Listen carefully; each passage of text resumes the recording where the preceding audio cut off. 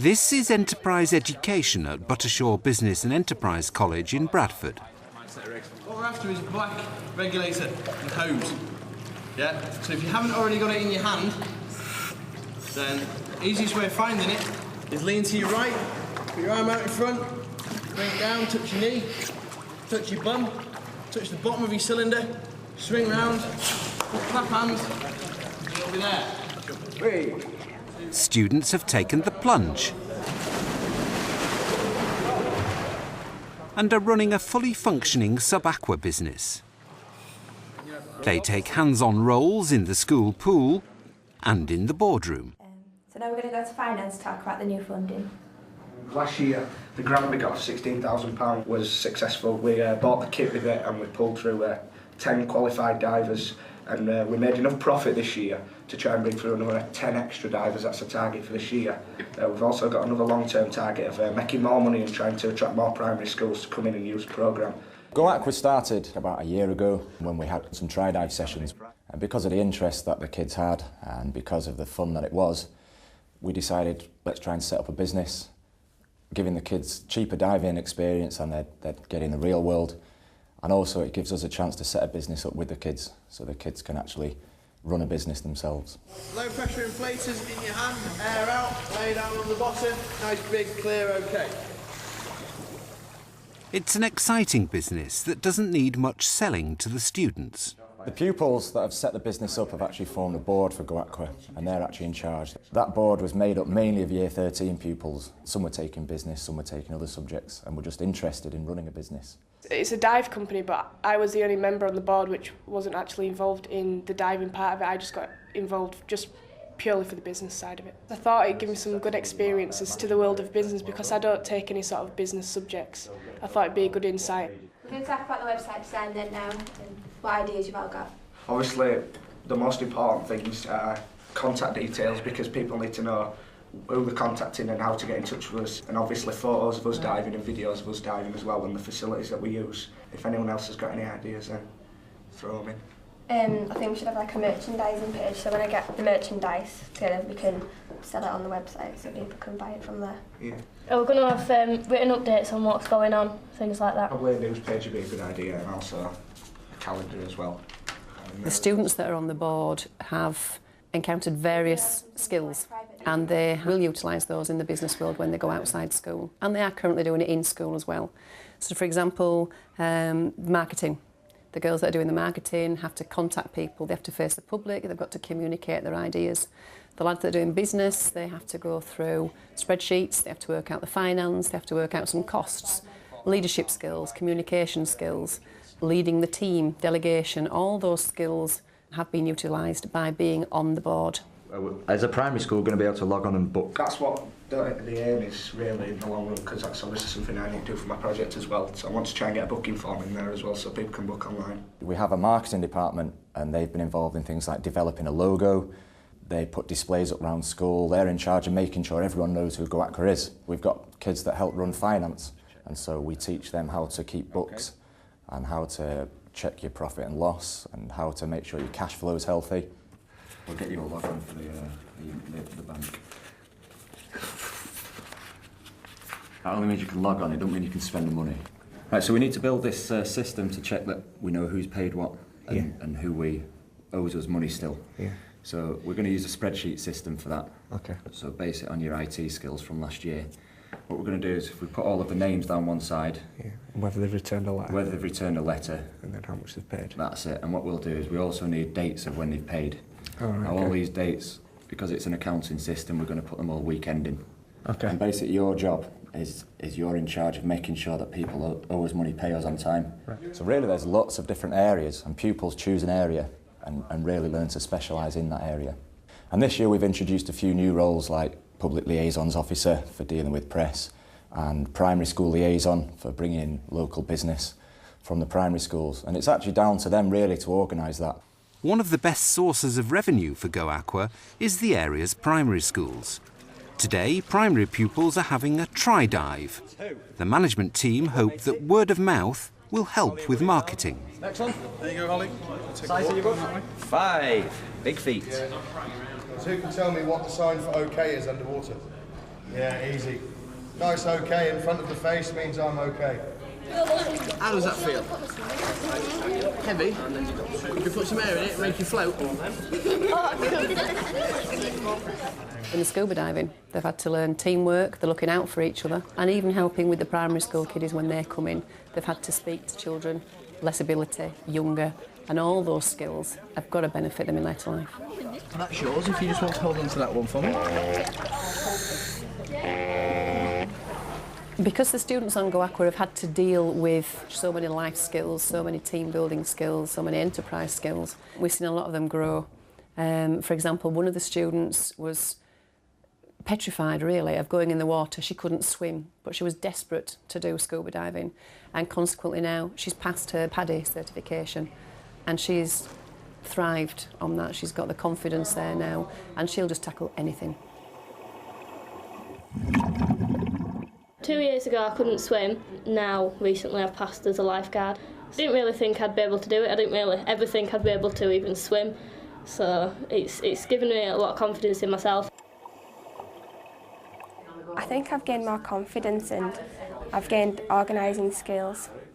I'd be interested in going into marketing as a career because I've enjoyed doing promoting the club at Go Aqua, and it's given me an insight to what that kind of career might be like. This year I'm going to focus on merchandising, so like producing t-shirts and slap straps with our logo on, as well as stationery and badges, so we can take them along to events. I believe I can work better as a team now. I can come up with more creative ideas, and if there's a problem, find out a solution that fits everyone. So I think I really benefited from it, and I think we all have, especially as a team. Go Aqua gives pupils of Buttershaw a chance to show their entrepreneurial skills. You know, stuff that even though they might be studying business studies, the course, they don't really get a chance to have a hands-on experience. So what we're trying to provide is a chance for those skills to shine and be developed before they go into the real world and maybe own their own businesses. I did the diving last year and I qualified as a PADI diver, but it's not something that really interests me as much as the business does, really.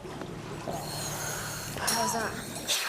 Go Aqua's made me focus more on what I want to do, and it's made me see things that I think I'm good at, like managing and organising and planning, and it's given me a real confidence to know that I can do that and manage a small team of people. We got 8 local primary schools in last year and we received some positive feedback, so we're carrying that on this year, and we've already got 2 more booked in. Hopefully we're giving our students the chance to participate in an activity that's outside their normal daily existence. And they thrive on it, they love it. Not all schools can run a sub-aqua business, but opportunities for enterprise education can be developed by any school using statutory work experience at Key Stage 4. Hi, I'm Nick. I'm from Milky Grammar School and I'm here at Bullet Point Design to do my 2 weeks work experience, and now I'm going to go find out what I'm going to be doing.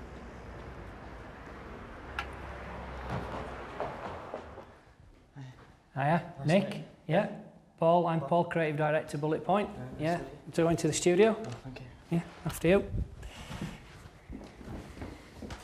Okay. Hi, everybody. This is Nick from Ilkley Grammar. He's on work experience with us, designing his own magazine. Take a seat there. Got you on the best computer for now.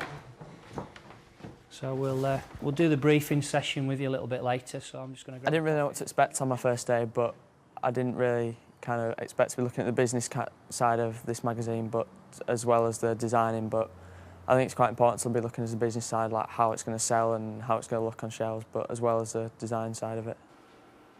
A really successful work experience often hinges on an employer's willingness to make it as real as possible. Day 1, work experience at Bullet Point. We're going to give you a project to do, which is to design your own magazine. To design something new and inspiring that's going to, leap out off the shelf and sell lots of copies. So what makes your magazine different? Why am I going to buy it? Why is it exciting? Why is it inspiring? Why am I going to really want to pick this off the shelf, yeah? So it's not just to do with the design, it's kind of to do with how you kind of sell your magazine and how much you're going to sell it for and all the business ideas behind the magazine, not just the design. Very important, last page, probably the most important thing. Every single thing we produce as a design company, whether it's a logo, a piece of stationery, a leaflet, a brochure or a magazine, It has to somehow have what they call a ROI, a return on investment, an ROI, yeah? You've got to pay for it. It's got to cover the money, and there's two ways of doing that. You can either do it by sales, how many you sell and whether you make a profit on that, and the advertising. Let's say it costs us 150k to produce it. Or, don't forget, if we only sell half of them and half don't sell, what happens if it costs us 250k? Yeah? You see the problem? Yeah. We're going to be losing money, aren't we? The meeting this morning was quite good. The number crunching was quite hard. I didn't quite expect to be doing that, but I think I did okay. I think it was quite successful, yeah. I've had my meeting with Paul this morning, and now I've just done some research, and I've done a mind map to kind of show what topic I was going to do for my magazine, like kind of sports and music. I'm doing it for male and female to kind of show which kind of genre of magazine I was going to do. When I was looking through the magazines, I was just looking at, well, different types of magazines really, and just kind of comparing them just to see if I could gain anything from them and put them in my magazine. Last time we spoke about this, you were doing talking about doing a sports or a music magazine. You're doing your mind mapping and things. What ideas have you had since? Have you got anything formulated in terms of what you want to do now? Since sport magazine, I was thinking of doing kind of like a classy tattoo magazine. I think these 2 weeks are kind of going to prepare me for like life ahead really with the job, because it kind of gets you used to what you're going to be doing for a job, and not really just like what you're doing at school with like the hours. I mean, the times that you're doing here and the work you're doing is totally different from what you're doing at school. It's a lot more difficult, it's a lot more realistic really. I just wanted it in size A4, can I have 100,000 copies, 200 pages on each magazine. I had to call the printers to make a quote for my magazine, see if I can get it printed. So, for example, I had to give like how many pages I wanted and how many grams I wanted the pages to be and what size I wanted the paper, and it was a bit nerve-wracking, to be honest. Nick reports on progress to his business studies teacher. So how's it to compare with school? It's a lot harder than school. It's weird, to be honest, because at school you're kind of told what to do and just have to read from a book, and you kind of left to your own devices and have to find your own research. It's quite hard. Well, that's what I did on the first day. That's my mind mapping thing, to kind of just basically find what I was trying to, ideas for males. That's ideas for kind of backgrounds and things like that. Yeah. That was research. Are these from magazines anyway, or from the internet? Off the internet. This was a front cover that I got off the internet for research, which is American. That's my front cover that I did with a bit of a cheesy title. I called it Inked. And I thought I'd use Old English Right to give it like a classy look. And I put David Beckham's tattoo on his back on it, and I drew them on.